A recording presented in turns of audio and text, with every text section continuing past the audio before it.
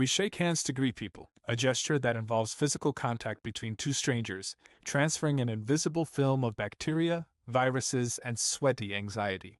It started as a way to show you weren't hiding a weapon. Now we just do it because we've always done it. Even after global pandemics and bottles of hand sanitizer, we keep doing the palm press. Germs? Social anxiety? Who cares? Tradition. Then there's small talk, that magical social dance where nobody says what they actually mean. Nice weather we're having. Busy day? Can't believe it's Monday again. It's like everyone agreed to speak in placeholder text until they can politely walk away. You're not allowed to say what you're really thinking, because that would be weird. Instead, you both nod through meaningless syllables until you've fulfilled your social contract and can retreat to silence. And of course, standing in elevators. Not just standing, standing silently. Everyone faces the same direction, toward the doors, like passengers on a haunted ride. If someone talks, immediate discomfort. Eye contact? Social violation. God forbid someone says hi. It's a vertical coffin of social suppression, a 15-second group meditation in which no one breathes too loud or moves too fast. Wearing certain clothes to seem professional is another masterpiece of modern absurdity. Ties, high heels, blazers in 30-degree weather. Who decided that suffering equals competence? Why do uncomfortable shoes mean you're serious? We dress like corporate peacocks to prove we belong, then go home and immediately change into clothes that feel like being alive again. Somewhere along the way, comfort became suspicious. Then there's the ritual of pretending to care when people say, "How are you?" You're supposed to say good, and you, even if you're dying inside, even if your life is a beautiful, burning mess. If you answer honestly, people freeze like you've broken a spell. They weren't asking because they wanted to know. They were just performing the script. It's emotional cosplay. We ask because we have to, and answer like we don't mean it.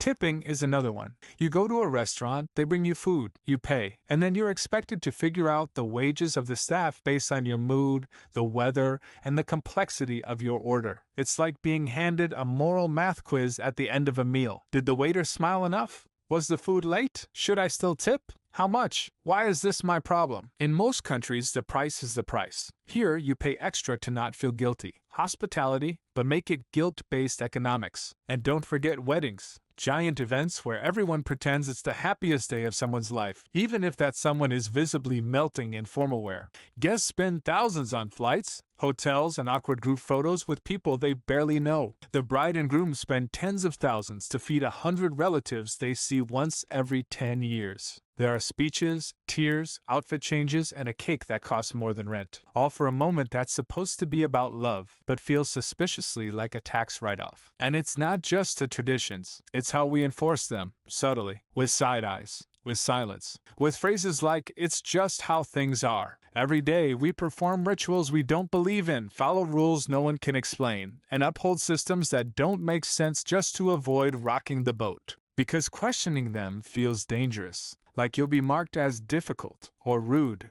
or that person who doesn't say bless you when someone sneezes. We shake hands with people we don't like, smile at people we're terrified of, dress like we're interviewing for jobs we already hate. We conform because deviation looks like rebellion, and rebellion is exhausting. And the deeper you look, the more you see it. At dinner, you wait for everyone else to get their food, even though yours is getting cold. You sit in uncomfortable chairs because it's tradition. You pretend to like birthday cake even if you hate sugar. You bring gifts because not bringing one makes you feel like a monster. You say sorry when someone else bumps into you. You apologize for existing, then thank people for letting you. You perform. And maybe it made sense once. Maybe there was a time when these rules served a purpose, when rituals were binding or unifying or symbolic. But now they just sit there. Old code in a modern system, ghost in the software. And the worst part is, we still act like it's normal. Because to stop, to question, to pause would mean waking up, and waking up means risk. So we keep shaking hands, keep smiling, keep asking, "How are you?" And we keep answering good, and you, even when we're not, especially when we're not. And then there's the very strange ritual of gift giving. Not the act of giving itself, but the pressure of giving the right gift. You're not just expected to give something thoughtful, you're expected to read minds, to guess taste, size, needs, desires, budget, and emotional state.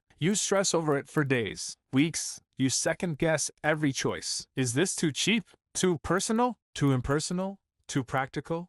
Too weird? Then you wrap it in paper that's going to be torn off and thrown away in 3.5 seconds. Then you smile, watching them unwrap it, pretending you're not analyzing every flicker of their facial expression like a forensic detective. Are they surprised enough? Happy enough? Is this smile real?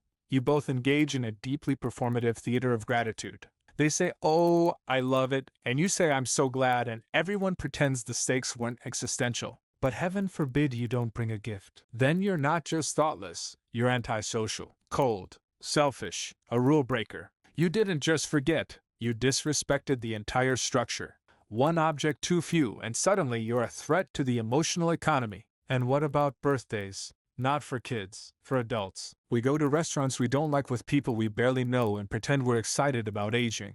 We eat dessert while people sing at us, not to us, at us. A group of humans gathers to sing a haunting, slightly off-key dirge while you sit there frozen, smiling through the world's most awkward applause. Then comes the birthday wish, which you're not allowed to say out loud, because if you do, it won't come true. So you sit there, in this weird silence, making a secret wish while staring at a flaming sugar disc, and everyone watches like it's a sacred rite. You blow out the candles, and people cheer. You have no idea what you're celebrating. But if you say any of this out loud, you're a buzzkill, a grump, a fun hater. So you fake it. You say you love birthdays, that getting older is a blessing, that you love being surrounded by friends, even if you spent the whole week dreading it, even if you forgot half the people's names, even if you'd rather be home eating noodles and watching a documentary about whales. But that's the unspoken rule. You play along. Because if you don't, people get uncomfortable. And making other people uncomfortable is the one social norm we all still take very seriously. So you bring the gift, you smile through the song, you shake the hand, you ask how are you, and maybe, just maybe you whisper something different back, still figuring that out.